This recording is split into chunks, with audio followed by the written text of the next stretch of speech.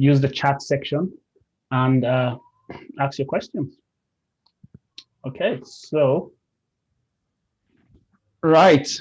So welcome, Catherine, to our first Skills and Impact Day. And how are you feeling today? How are you? I'm feeling fine, thank you. Very good. Yeah, I didn't realize that this was the first event, so I'm very pleased to be the first invitee. Of course. And, that's making for a very good weekend. Definitely. So let me just kind of introduce what this is about for those who don't know. So obviously, Books2Africa has a lot of its supporters across the UK, across Africa, and we come into contact with a lot of interesting people. People who have done great things, who are doing great things in different walks of life.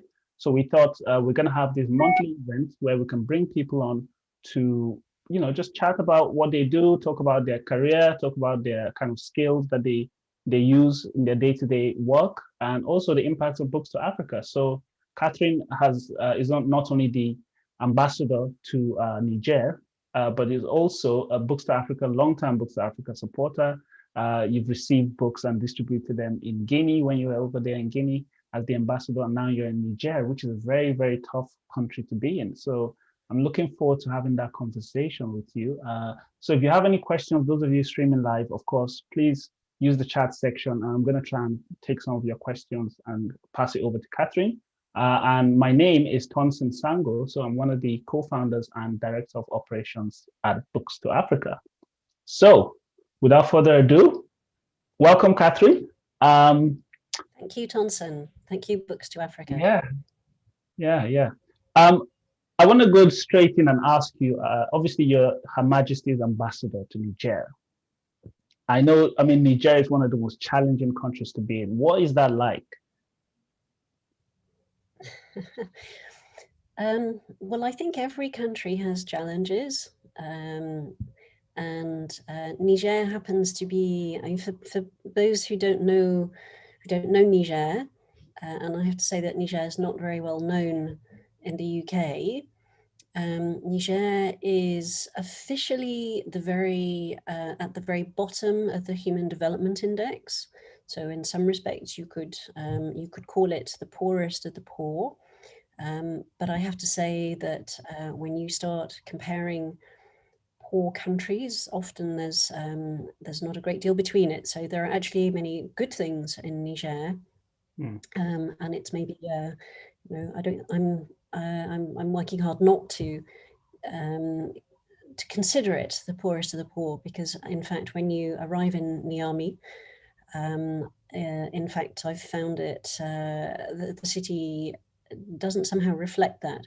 And I have to admit that once you go outside of the city, I understand, I haven't yet been able to get out because of the security situation, but I understand that things are maybe more challenging. But what I think is clear here is that there are huge challenges. It's a very climate vulnerable country, so it's very prone to both to drought and to flooding.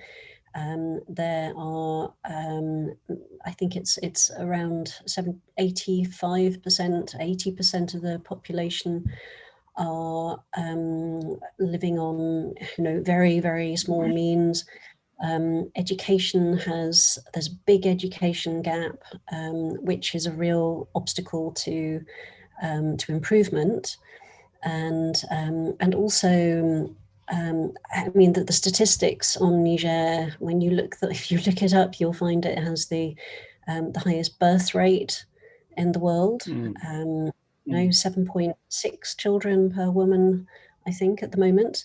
It also has the highest rate of child marriage in the world. So you can, and many girls, the official legal age of marriage for girls is 15, whilst it's 18 for young men.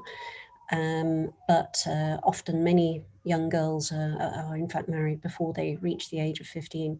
So you can see there that all of social norms, low economic development, education. So a lot of challenges. a lot of challenges. And then, of course, it's right on the border with Mali, with Burkina Faso, with northeast Nigeria. So you have terrorist conflict and also sort of internal conflict to deal with in those regions. A lot of people who, I mean, obviously, people who've never been to Africa might, I mean, obviously West Africa seems like, there's like you said, there's Boko Haram, there's terrorism, some of the world's poorest countries in terms of HDI in West Africa.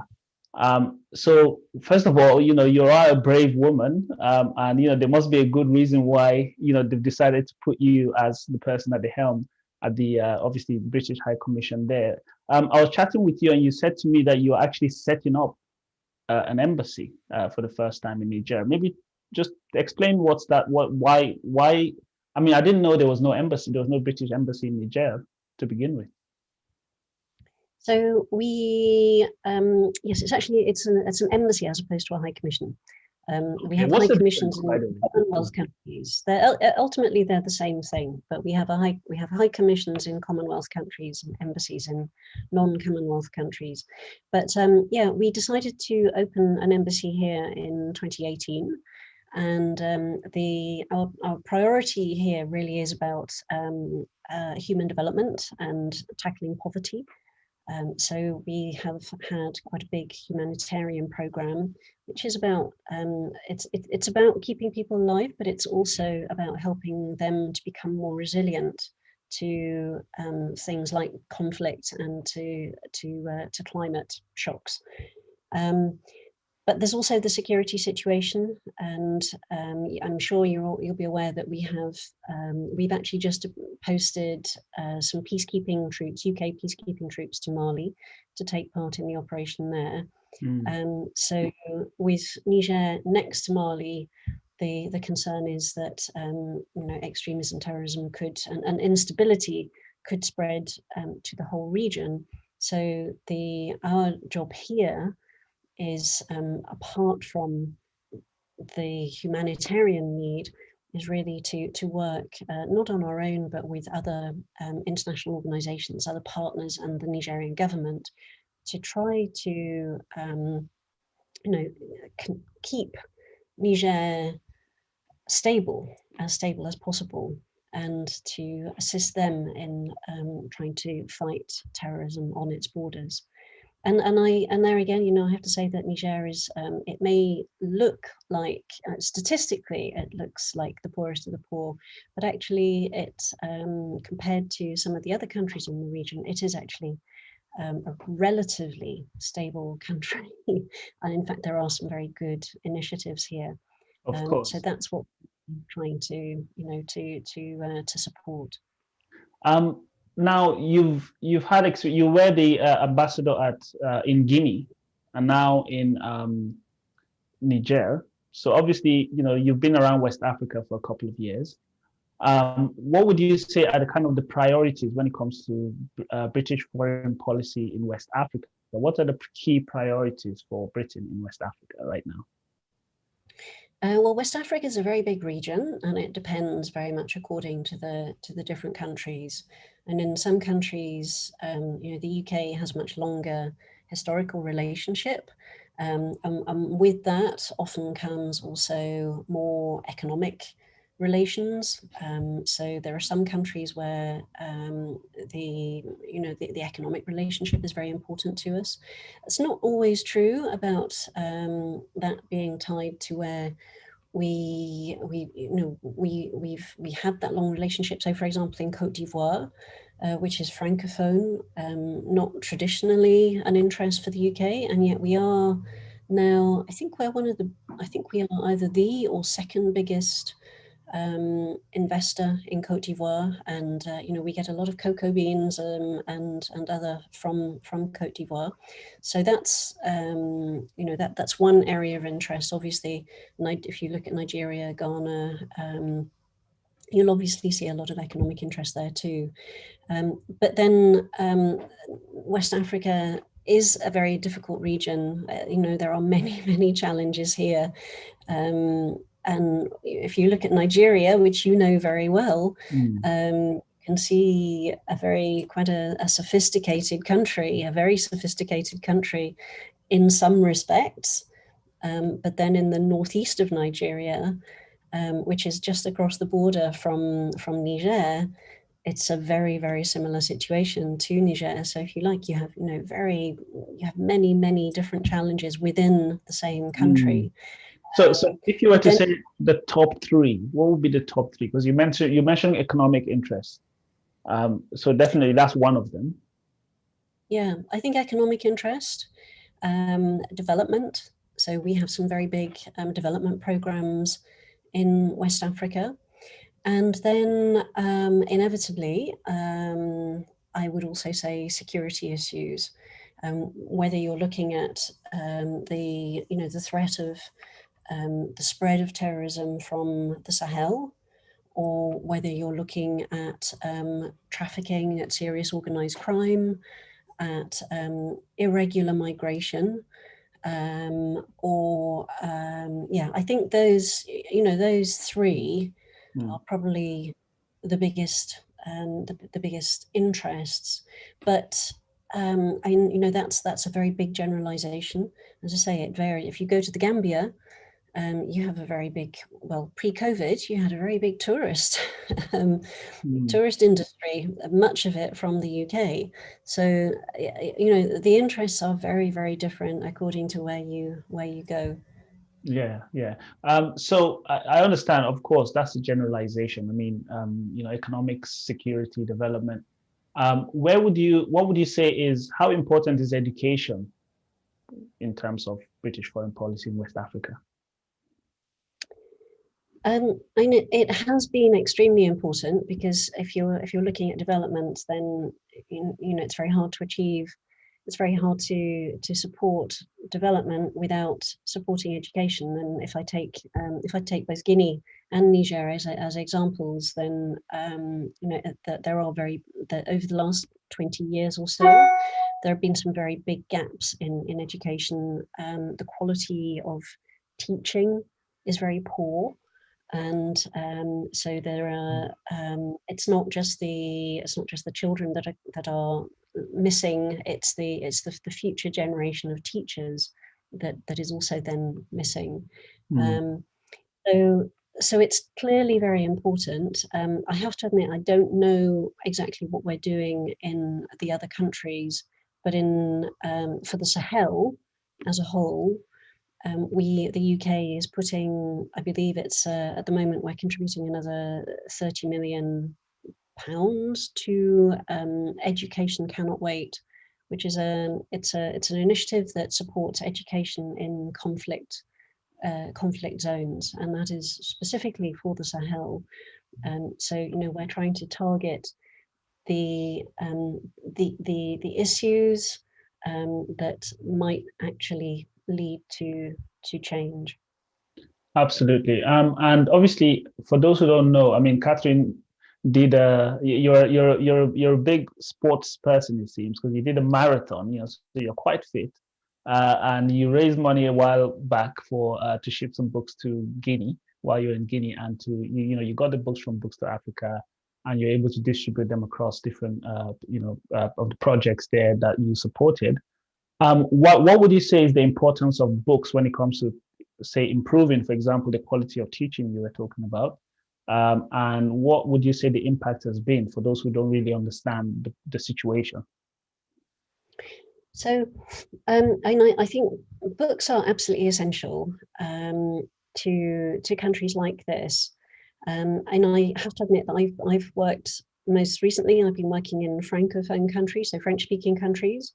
And often, formally these are French-speaking countries, but in fact, I know that in Niger, the estimate is that around 70% of the population can't actually speak French. They speak local languages. So in fact, just learning the official language of their own country is incredibly important. So even though it's a Francophone country, only 30% actually speak French. Yeah. Because there are so many local languages, and so French is taught in schools, But I know, I just looking at some of the, for example, we've just been recruiting a driver, and actually finding drivers who finding a driver who speaks English would be very good, but finding drivers who speak really good French and can write French is also a big bonus. So yes, but coming back to the importance of books. And I know that in all of these countries, there's a big push also to start introducing books in local languages, but for the moment, those are very few. And I think that is extremely important. But as I've traveled around the country in Guinea, we would go and visit schools or universities or little local libraries, and these are very small, very modest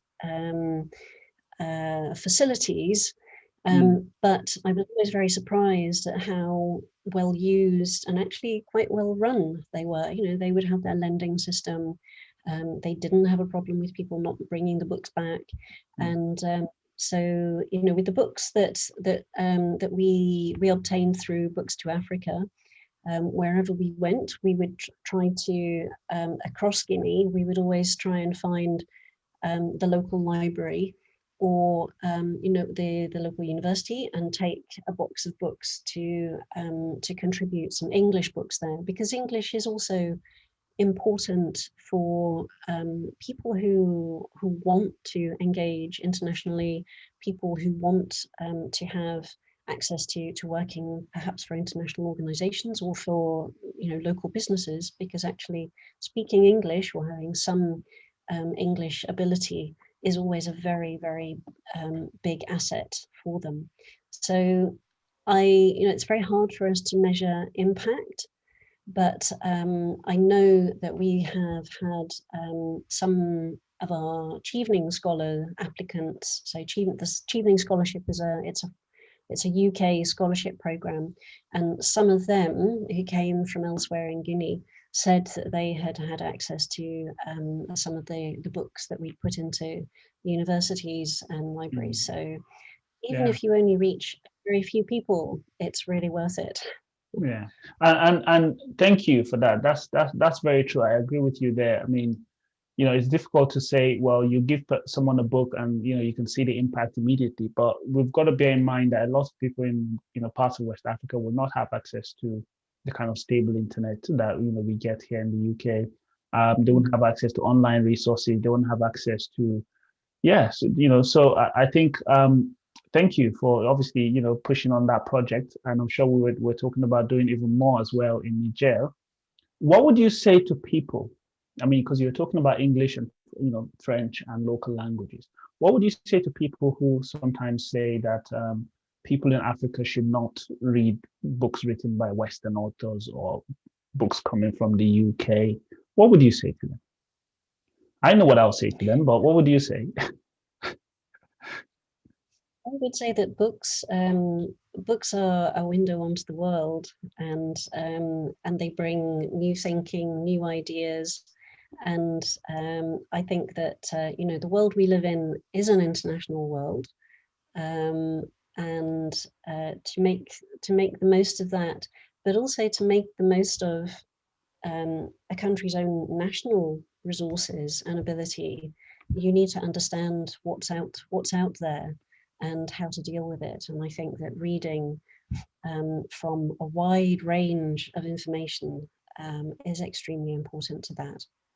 Absolutely. I mean, I mean, science is universal, the equations, they're not about language or they're not about, culture. They're just science. And also, I mean, if we're saying that people in Africa should not read Shakespeare, for example, are we also saying that people in the UK should not read, Chimamanda, or should not read, Ngugi? I mean, what kind of world would that be? It's about trying to take the best from the best that's available. Exactly. Making your own judgment of how to use that. Definitely. I'm interested a bit in your background. Obviously, my background is in kind of history and politics. That's what I studied at university. So at one point, your job was my dream job. Don't worry, I'm not coming for your job, but I want to understand, how did you get into this kind of diplomatic career? How did you, give us some information about kind of your background? Did you always want to be a diplomat? How did you get into what route do you take to where you are right now? For those people watching who may be interested in that sort of career. Well, I have to admit that I didn't have a grand life plan. But I studied languages and European studies. It's kind of quite ironic now, but I studied European studies back in 1984. And so I did French and Italian. And at the end of university, I still wasn't entirely sure what I wanted to do. So I applied for various things, and one of my applications was for the Foreign Office, and I got in. So that was in 1990 at the end, by the time I actually joined, so a long time ago. And I've been very lucky because I've enjoyed everything that I've done. It's I've worked. My first posting was to Italy, which is very different to here. To Italy, and then to Slovenia, where we were looking. This was just at the time of EU accession, the EU accession process beginning in the sort of former Yugoslav, Eastern European countries. So we were doing a lot on that. And then I spent time back in London. I went to Kazakhstan as the deputy ambassador, and there I did a lot on anti-corruption and transparency, because Kazakhstan is a big oil and gas exporter, producer, and British companies were very active there. And I had a long period back in London, but working on Nigeria, Central Africa, in fact on energy security issues. And then I was posted to Guinea as ambassador, and then to Niger as ambassador. So it's a bit of a patchwork career, but it shows, for anybody interested in the Foreign Office, it shows the variety of the work available. I know you can specialize. If you want to specialize in consular work, you can do. If you want to specialize in the UN and multilateral work, you can do. In fact, I've done a bit of everything. I've seen quite a bit of Central Europe, Central Asia. I've seen some of Central Europe too. But in the last 10 years, I've really focused pretty heavily on Africa, and absolutely loved it. Yeah. So you mentioned quite a few things. Obviously, you said your background was in languages, so you studied, languages. I always thought that, maybe for somebody to be an ambassador, they needed to be obviously very good diplomat, in the sense that they have to have kind of negotiation and, mediation skills. I mean, what are some of the skills that you have either developed, in your role, and that are very important today, actually, in your day-to-day kind of job? I think, well, again, depending on the type of ambassadorship that you're doing, you need very different skills. So, as ambassador in Guinea, in Niger, in fact, a lot of what I'm doing is really trying to build a partnership with the government of Niger, and looking for where we can actually work together. And often that is in respect of international relations. It might be at the UN, it might be around issues in Africa, it may be about how we work in the region, because obviously they have far greater expertise and interest than we do here. So we have a lot to learn. We have a huge amount to learn from people here. But it's also, I think the other really big part of my job here is about trying to work with the other embassies and international organizations, because the funding that we have, the UK funding that we have to work in Niger and the region is inevitably limited, and given the COVID-19 situation, it has it's ever more limited. So we really need to work much more closely with other organizations who might have the same focus as us, whether it's humanitarian, whether it's security, whether it's development, whether it's education, health, and to try to find how to make the sum of the parts add up to something more, and that has to be with Niger. So it's really about looking for the similarities, looking for the partnerships, looking at where we can actually work together, and yes, there's diplomacy in that. It's not the cut and thrust of UN negotiation over over Russia or China, US, Iran. It's quite different, but and then I think also, we're setting up an embassy here, and you can't do that without really getting out and about and trying to meet people and understand. You don't know the country and without knowing the people. And so again, finding ways to, to sort of move beyond the government or the big people, the big men is the term in the region, but the big people, you have some big women too. Big men and women. And really sort of understand how people think here. So I think you have to be curious as well. Yeah. Curious, have a sense of a kind of sense of the ridiculous, because you can find yourself in some strange situations, and really, I think just be prepared to kind of see the opportunity and take it. What that it might be something very minor, but take it even so. Yeah, a few people are starting to ask questions on the chat and on the live stream as well. I'm gonna ask you some of those very quickly, actually soon, shortly. But I wanted to ask you, obviously, as the ambassador in Niger, you're kind of the embodiment of Britain in Niger. You represent this country in Niger. I want you to talk a little bit about the kind of the pressure, if there is any. How much pressure do you feel that everything you do is kind of what Britain has done in Niger? How much pressure is there really to be an ambassador in another country? So again, I think it varies. In Niger, a lot less for now, at any rate, because we're new.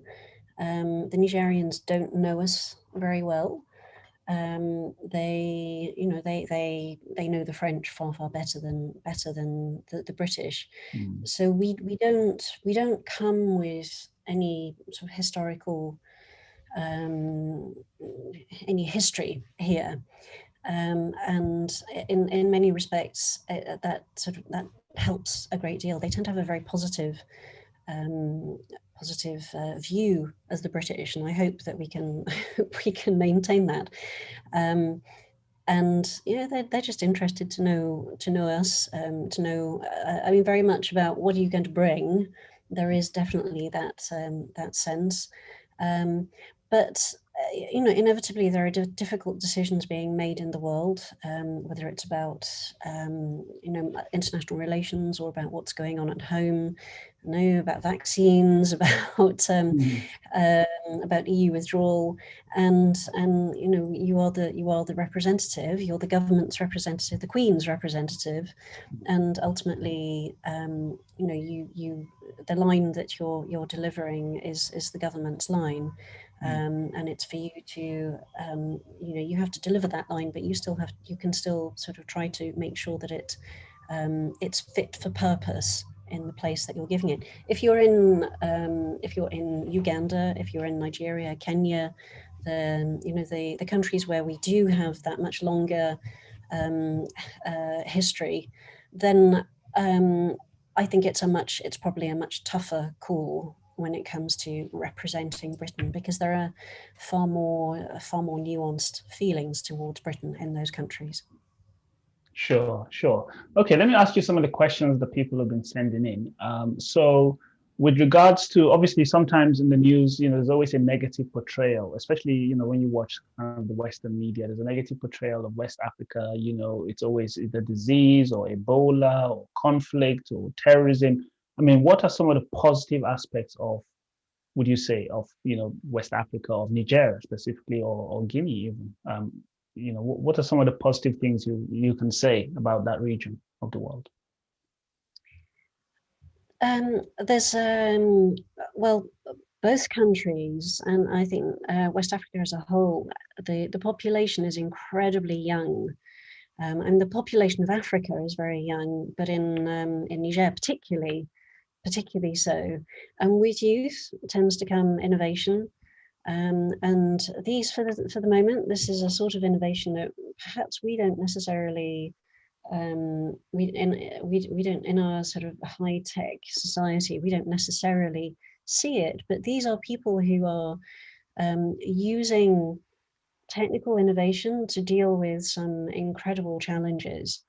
So things that we don't need to think about. So, for example, in the most remote regions of Niger or Guinea, the nurses are using apps or doctors, Médecins Sans Frontières, the Red Cross are using telephone apps to send guidance to midwives or to people who deal with births, on what to do in the event of a real difficulty. There are people who are sending phone credit from the UK or Europe to their relatives here, because that's what's important. These are things that are not necessarily, they don't necessarily register with us, but so a huge amount of innovation that we don't necessarily appreciate. I think just incredible determination to overcome the odds. The kind of challenges that people face here would completely floor many of us. And I don't think we can even begin to comprehend just how difficult life is here. And yet you see people still, you see these kids coming up out of school just so positive, so determined to achieve something, and that can be incredibly refreshing. And I think also in Niger, at any rate, we see conflict, we see disease, we see everything, but actually it's I was talking to somebody last week who showed that who said, but this is still a stable country. And it's stable possibly because the family, the community links are so strong. And again, I think that's another real positive, that the kind of social structures are perhaps much stronger than in some respects in the West, where we move away from home, we live further apart. People here to value that, not just family, but the extended family, the community. They help each other a lot more, and I think that's I agree.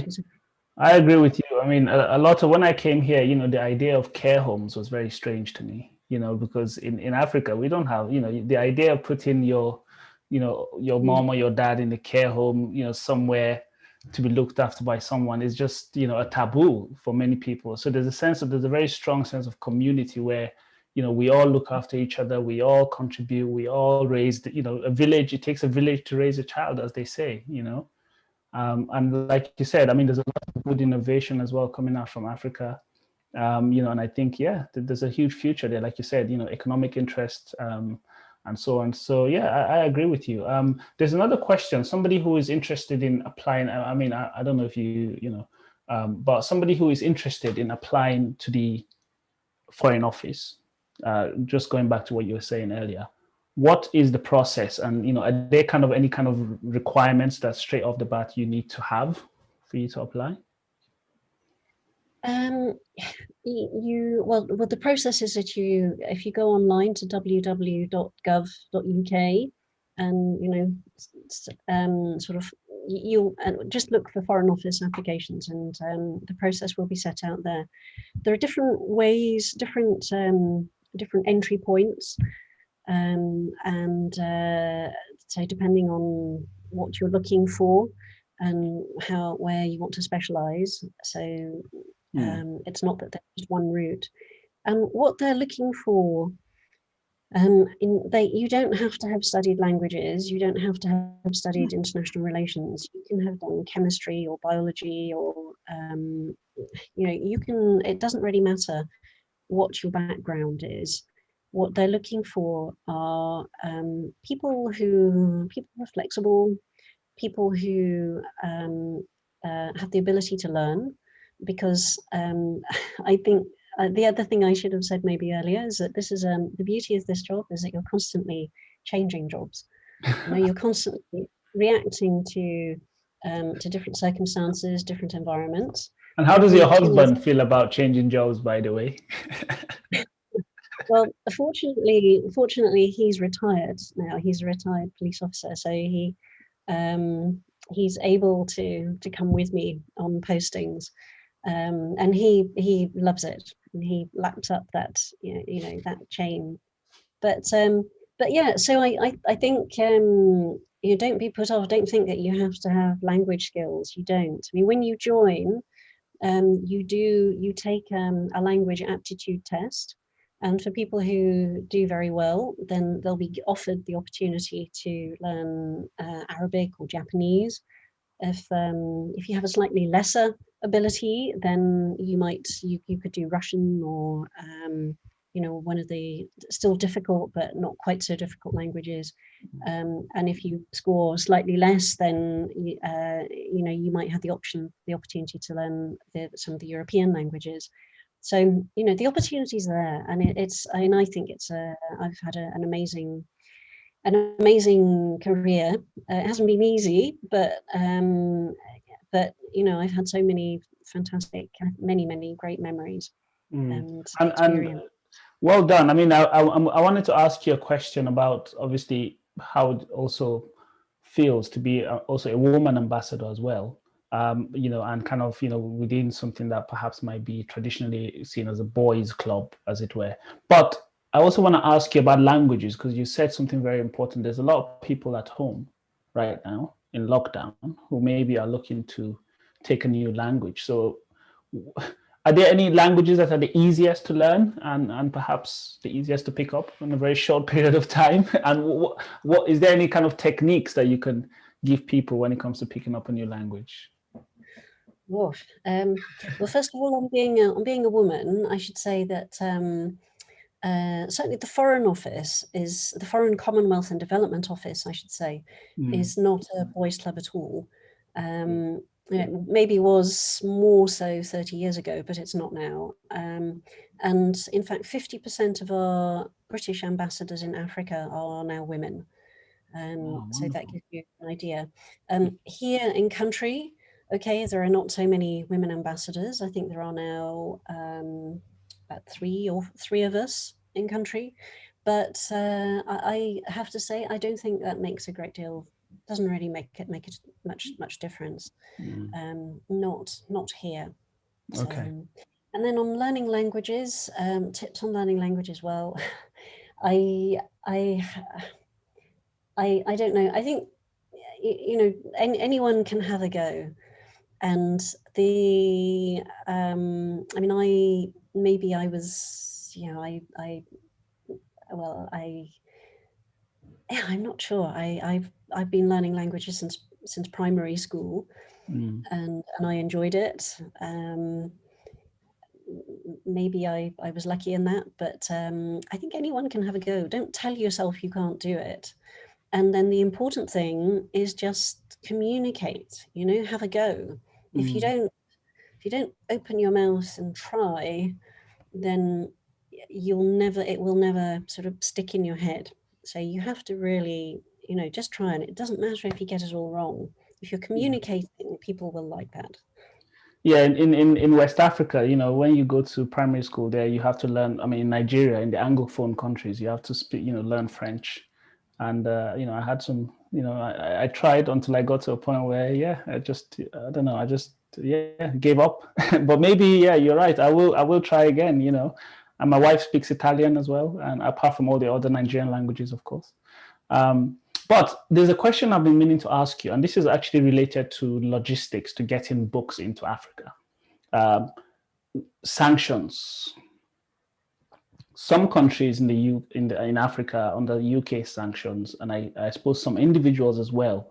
Can you just clarify what exactly the UK hopes to achieve with sanctions on certain countries in Africa, and whether that's working or not? Because certainly in Books2Africa's experience, we've had difficulty sometimes in getting books to, say, places like South Sudan. So how difficult would it be, for example, to get a shipment of books to Niger, which is landlocked? It's not sanctioned, I believe, but it's landlocked as well. Well, there are no sanctions here. I mean, the sanctions are the most recent introduction on sanctions. The global human rights sanctions are aimed at not at countries but individuals or entities. So they in fact shouldn't prevent an organization like Books2Africa. South Sudan sanctions are a little different in that they're a more global set of sanctions. I have to admit, I don't know very much about them, Tonson, but in principle, my understanding is that they shouldn't be an obstacle to a legitimate organization trying to deliver some sort of educational or humanitarian aid. I would have thought there would be some means around that. But I have to say, I'm not an expert on that. Of course. I mean, I can. Yeah, we've had. It's just that we've had, for example, certain companies in the UK that Books2Africa deals with, that they say to us, oh, you send books to, Zimbabwe. I mean, who are you dealing with in Zimbabwe? It's almost as if we have to constantly, certain countries in Africa are deemed by businesses in the UK as high risk, or, and for whatever reason, if you are involved in any kind of operations in those countries, then somehow you are either banned or you're prevented from doing business with these companies, which I guess is not really a UK policy. It's more of a company policy, but obviously, it's a bit unfair. I think the difficulty is that when you have sanctions such as South Sudan or Zimbabwe, I mean, those are applied against a country, and they're not just UK. They tend to be much wider. And the difficulty is that so trade sanctions are,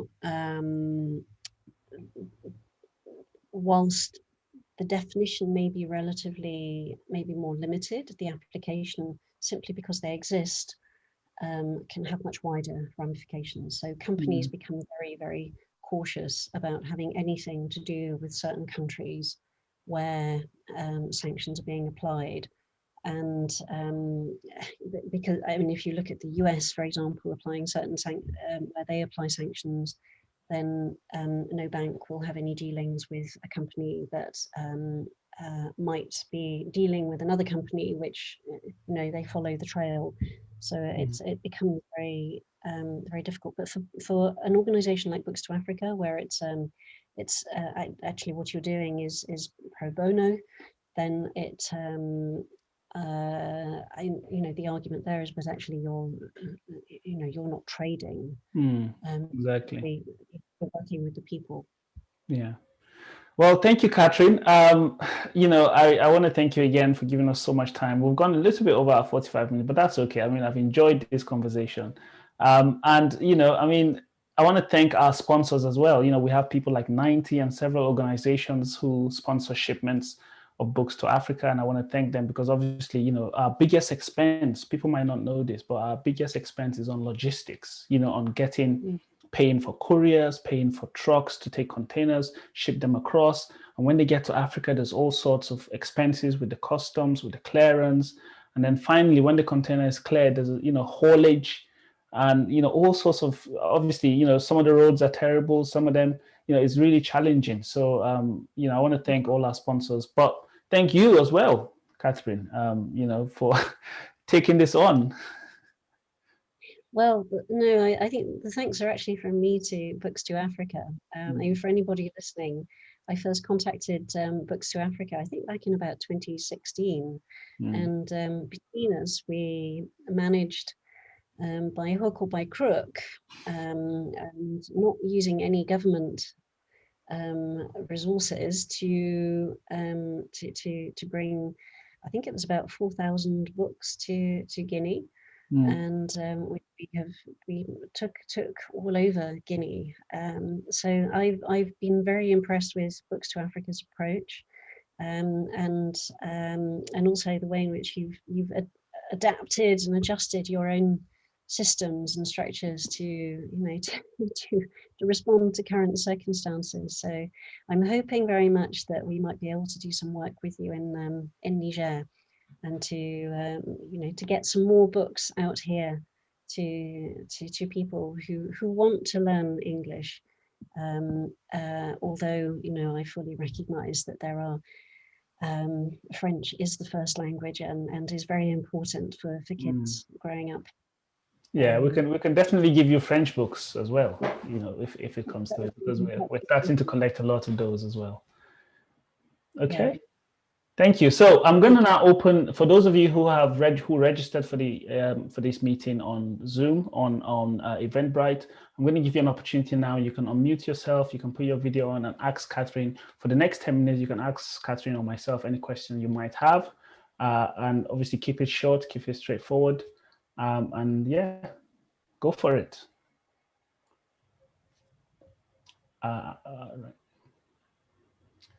Right. So David and Rachel, let me unmute you first of all. If you can unmute yourself, and then you can ask your question. It's still muted. Yes, there you are. Well, we are new to Books2Africa. We saw your advert in The Guardian about 6 months ago, and we've sent a whole variety of books. We wonder, are there ones that you don't want? I mean, you say you don't want pornography, I understand that. But are there areas, I mean, for instance, we've got a lot of books on English topography, English information about England in various ways. Is that welcomed? Well, thank you, first of all, David and Rachel, for contributing and supporting Books2Africa. It's thanks to people like you that, of course, we're able to do what we do. So thank you for your generosity. Yes, there are certain books we don't take. So if a book is illegible, so if you can't read it, whatever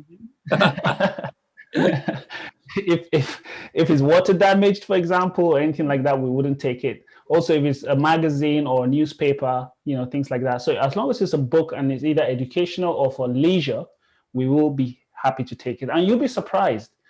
People assume that a book about, trees in England or, will be of no interest to somebody in Africa. But I can tell you for sure, many of those books are being requested by people in Africa. And now, not only can I say that, we actually have proof as well, because with our new inventory system called Curiosity, we can track every single book and tell you who has received that book in Africa. And I'm telling you, a lot of books about gardening in England, a lot of books about the birds of, Kent, people are taking those books. Gosh. So you'll be Thank you. surprised. Yeah. Yes. Definitely no pornography though. Yeah, definitely. We haven't got any. We also were in correspondence with you early on because we had an old Encyclopedia Britannica and we said, do you really want it? But I think the answer is yes, that encyclopedias are very useful. Not everybody's got Wikipedia, have they? Well, yes, Britannica is, one thing we like about Britannicas is that, before you had the internet, these are fact-checked, these are written by experts. Yes. And it's information that you can quote in your essay that your teachers wouldn't be, annoyed about. And whereas today, Wikipedia has a reputation of not being fact-checked, of being a bit, not being reliable. So a lot of people who don't have internet, for them, Wikipedia is still a very good source. Some of the information may be outdated. Some of the maps perhaps have changed, but a lot of that information, the historical information, is very accurate. I don't know, Catherine, would you agree with that? No, I definitely agree with that, because out in some of the villages, they will have access to internet, but it will be patchy. And credit, they won't have very much credit, so they may not be using the internet that much. But just having a book that a child can go and look up and pore through and check facts, it would be very useful. Yeah. Okay. And can I ask something too? Are books on art, sort of international art and music, and particularly musical scores, are they useful at all? Are you giving away my scores? They're mine. Yes. So what happens is when we get all these books from across the country, at our processing center in Canterbury, we have an amazing team of logistics supervisors, sales supervisors, multimedia, antique specialists. So we have a team of people who go through every book and then we put them into set categories. So one of our categories is art, media, and literature. And within that category, you have books about art, so painting, or you have books about media, whether it's books about, for example, journalism, or like you said, musical books.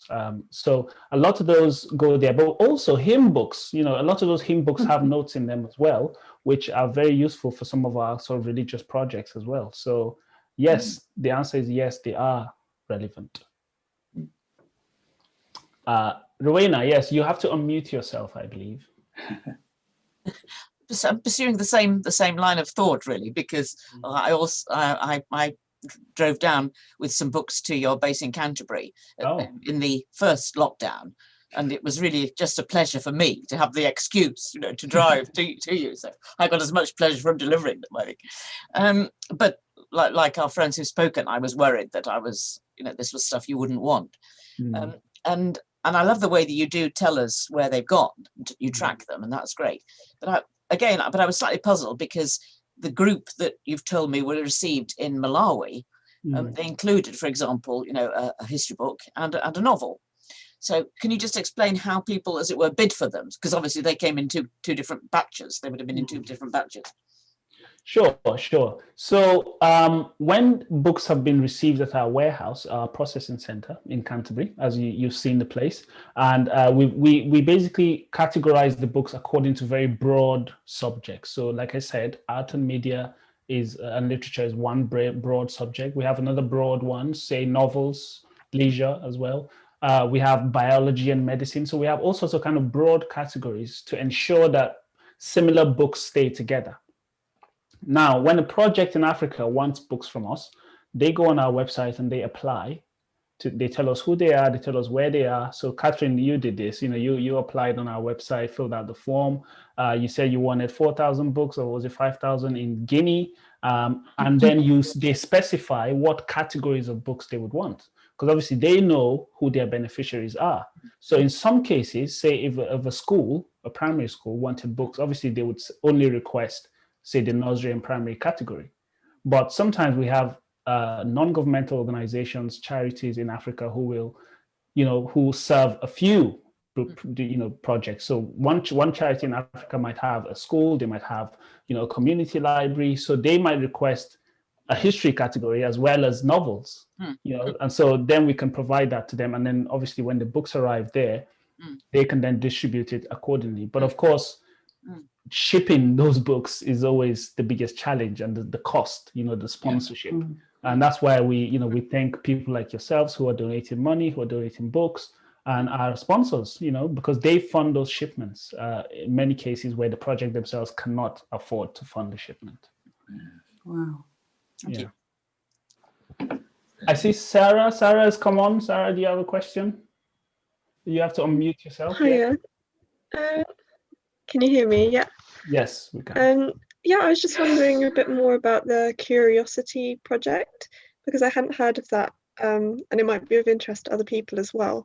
Like, how did you, like, have you noticed any common themes with the kind of books that people are wanting? And I'm thinking, obviously, from a marketing perspective as well, can you get in contact with some of those people for like the impact of the week, and everyone can see what kind of books people are loving and the impact it's had on them? And yeah, how did you set that up? Well, first of all, I didn't. That was, you know, it's something that was a collaborative effort. So my brother Chumang, his background, Chumang Sango, his background is in IT and in, you know, computer engineering. So he kind of, it's his brainchild in designing the this integrated tracking app that we've got. So we've named it Curiosity because people are curious to see what books we have or where books are going. And very soon, at the moment, it's only available to staff members and team members because we use it at our processing center. For every single book that comes in, we add it into the system, we track it. And, you know, when at the other end, when they distribute the books, they also enter the details of who is receiving the book. So at the moment, we can see it internally and, you know, the general public can't. But right now, we're working together with Chumang and other IT consultants as well to be able to launch a front-end website in February. And I'm putting pressure on them, but you know, hopefully we can launch in February. And once we do that, everybody can go on this website and literally track any book. They can see what books we've been receiving. They can see where those books have gone. They can see pictures of people holding the book when they receive the book. And at the moment, that is already working. We can see that behind the scenes right now. We can already see that information, and we don't have time today. I would have shared my screen and show you a little bit, but maybe the next time we can do that. But very soon that's going to launch to the public. Everybody will be able to see that information because we're all about transparency, and, you know, people want to know, you know, who got this book, where did the book go, who received the book, who are they? Are they, you know, for example, if you donated medical books, it might make a big difference to find out that another healthcare worker in Niger has received that book. You know, and you've passed on a legacy, which is what it's about, you know, that the books sitting on your shelves can be useful rather than gathering dust. They can go into somebody else's house, into somebody else's hands, and they can make a difference. So that's kind of what we're about. The focus is on the book, and the book will have a passport, and you can track the journey of that book from departure to arrival, if that makes sense. Yeah. Great, thank you. It's expensive, and like I said, we're doing what we can. And, you know, if you guys are watching this, please keep the donations coming. You know, they really do help us do this work. So thank you very much for that. Okay, I think that's all the questions we have. Thank you very much, everyone, for participating. I'm going to end the live stream now. Thank you, Catherine, for coming on. For those of you who registered and are on the Zoom call, we're going to carry on chatting for another 15 minutes if you have any other questions. So thank you, and please tune in again, guys, next time.